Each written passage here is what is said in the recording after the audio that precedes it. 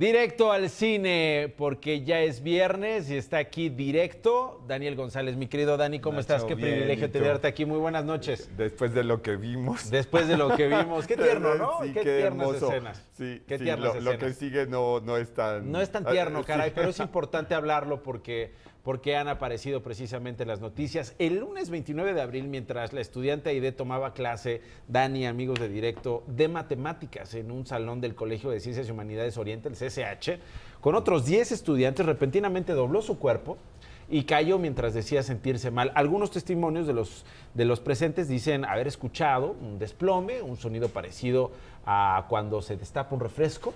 Y de acuerdo a los últimos informes del Instituto de Ciencias Forenses, una ojiva de bala calibre 9 milímetros atravesó el tórax y el abdomen de Aide y le provocó la muerte. Aún se desconoce el origen de la detonación. Al principio de este informativo le hemos dado los detalles, la actualización de lo que la Procuraduría Capitalina ha dado a conocer, pero yo creo que el caso ha causado una conmoción importante. Se está poniendo a discutir muchos asuntos que tienen que ver con la seguridad en los colegios. De todos los niveles. Aquí estamos hablando del Colegio de Ciencias y Humanidades, que forma parte de la oferta educativa de la UNAM en el país, particularmente en la zona centro. Estamos hablando también de una agresión que sufrió esta madrugada una estudiante del Instituto Politécnico Nacional, no dentro de las instalaciones del Poli, pero sí yendo a la escuela. En fin, que pareciera que la violencia, la discriminación, incluso si me apuras el bullying, Daniel, han sido constantes desde hace muchísimos años. Tal vez ahora se han visibilizado más por las redes sociales y por las noticias que van conquistando con estas historias estremecedoras de estudiantes que mueren en estos hechos de violencia.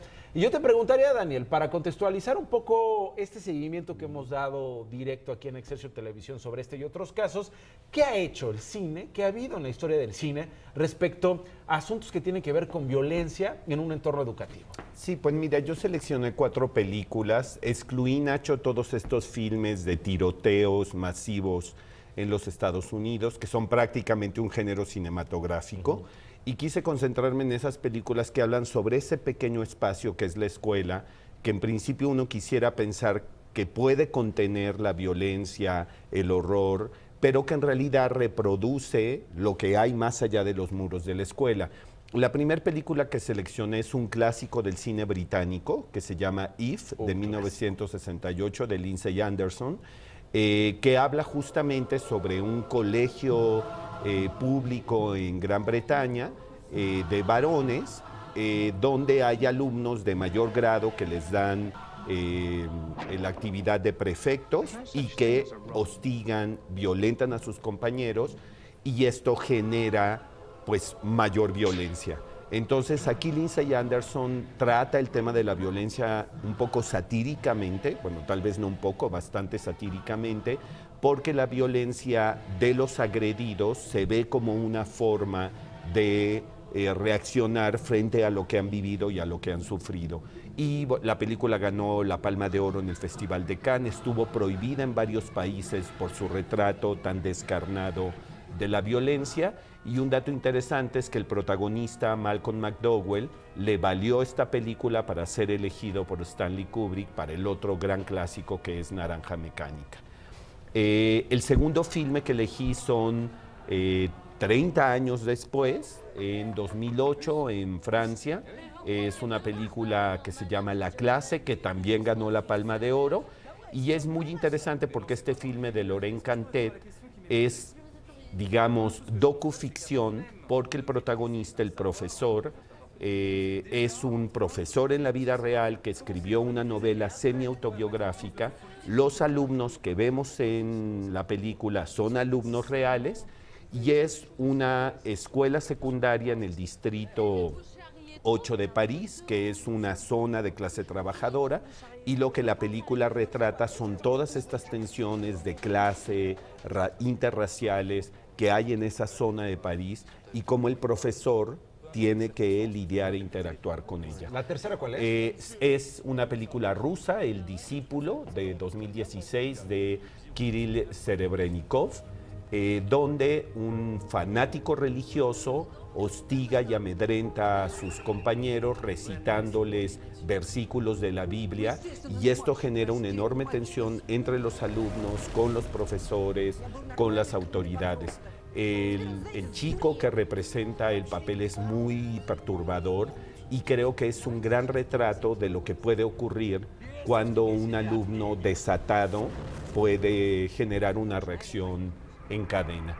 Y la película mexicana que elegí es Después de Lucía, una película también muy celebrada de 2012 de Michel Franco, que habla sobre la relación entre un padre y su hija que emigran de Puerto Vallarta a la Ciudad de México después de la muerte de la madre, y ella se enfrenta a la escuela en la que ingresa al acoso sexual, pero también obviamente a la violencia escolar, que ella estoicamente soporta y resiste un poco para no darle problemas a los papás. Entonces muy perturbador, es muy violenta evidentemente el retrato de lo que le hacen a esta chica, y que creo yo es la representación de lo que sufren muchísimos alumnos en las escuelas todos los días.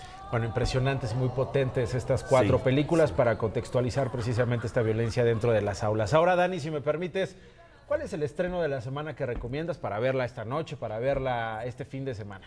Es Nosotros, de Jordan Peele. Es la segunda película de este director afroamericano que debutó apenas hace poco más de un año con Huye, Get Out, que fue una película que generó conmoción, y aquí revisita lo que ya veíamos en esa película, las tensiones raciales, y bueno, en un registro de horror, de cine de horror, y es una familia que va a vacacionar a California y una familia que es idéntica a ellos, solo que digamos con una apariencia mucho más siniestra, empieza a acosarlos y empieza a tomar posesión de la casa ¡Qué horror! de verano. O sea, estamos hablando de terror sí, y de algo que... Sí, aunque tiene unos visos cómicos que siempre lo hace muy interesante, pero es un retrato impresionante. La actriz se me hace familiar. A Lupita Nyong'o, que es espléndida, estupenda. Gran papel, ¿verdad? Es gran papel, porque soberbia. hace un doble papel, el de la madre de la familia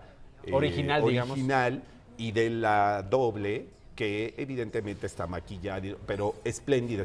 Y la película... O sea, tú dices que esta la va a llevar a una nominación a los Oscar, a pues lo mejor el es probable. año. Se estrena muy tempranamente y Estamos Hollywood apenas a la mitad suele del año. atender a las películas que se estrenan en la parte última final parte del año. Pero Get Out fue un ejemplo.